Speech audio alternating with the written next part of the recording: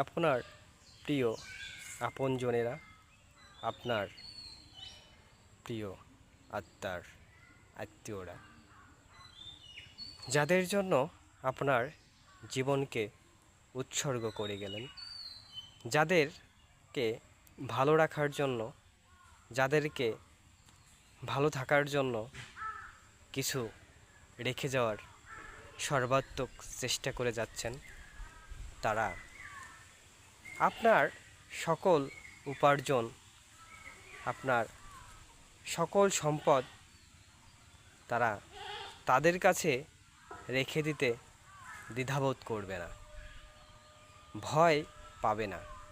কিন্তু আপনি যখন মারা যাবেন, আপনার মৃতদেহটা তাদের সাথে রেখে দেওয়ার সৎসাহস তারা দেখাবে না। মৃত্যুর পর আপনার প্রতি তাদের আর কোনো আশা ভরসা নেই, থাকে না।